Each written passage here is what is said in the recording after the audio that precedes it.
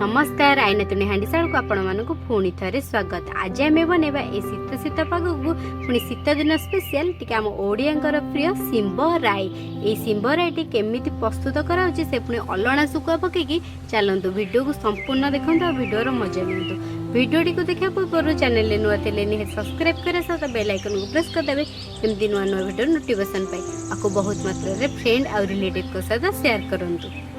आज आम बनवा सिंबा राई। देखो फ्रेश फ्रेश सिंह भी आनी भारी से आवश्यक सामग्री आनी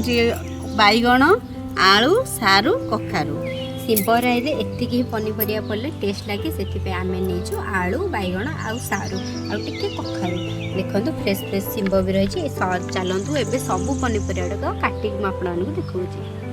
देखो मुझे सब पनीपरिया कटा सला टे बड़ बड़ साइज पनीपरिया को काटिक नहीं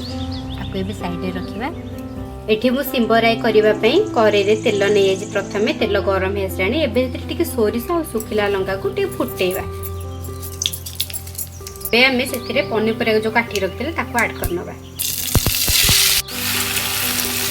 पनीपरिया को भल भाव तेल भाजा। प्रथम ये सीझेक ने सीझेक ने टेस्ट खराब हो जाए प्रथम तो पनीपरिया को तेल डायरेक्ट भाजवे देखिए थे बनइबे बहुत भल लगे सीझे भल लगे तेल फ्राए कले बहुत भल टेस्ट बाहर। एबे आम गोटे बेसर मसला प्रस्तुत करवा से गोटे ग्राइंडर जार नहीं जाए देवी कला सोरिष आपड़ चाहिए धला सोरिष आड करेंगे कला सोरिष भल टेस्ट आसे गोटे कला सोरिष नहीं एबे दबा से गोटा जीरा आम से आड करवा सुखिला लंका आउची रसुण आपन चले राग अनुसार ये लंका आड करेंगे आपको भी देदेले चलतु बेसर को भल भाव में चिकन में बाटिक आने। देखो पनीपरिया तो भल भाव भाजी हो आसानी आम जो बेसर को पेस्ट कर रखते बेसर को बाटी रखते चलतु से आड कर प्रथम आड करुँच पनीपरिया सहित पनीपरिया भी सीझ बेसरटा भी आम भल भाव सीझे से बेसरटा को आड कर तो बेसर को देदेले एबे से दबा स्वाद अनुसार लुण हल्दी पाउडर राग अनुसार लंका गुंड आपण मैंने आड करेंगे सब तो आमर ए आड होगा बेसर को पनीपरिया सहित भल भाव में हाल्का कषि नवा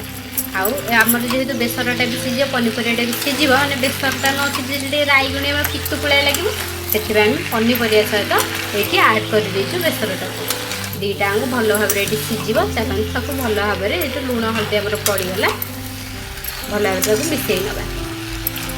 देखो आम जेहेतु सिंबा राई रे अलणा सुखुआ को आड करवा देखो सुखुआ को भल भाव में धोईकी परिष्कार करके आम से आड कर अलणा सुखुआ को आड करते आम से भल टे चटपटा भल फ्लेवर पे टमाटो आड कर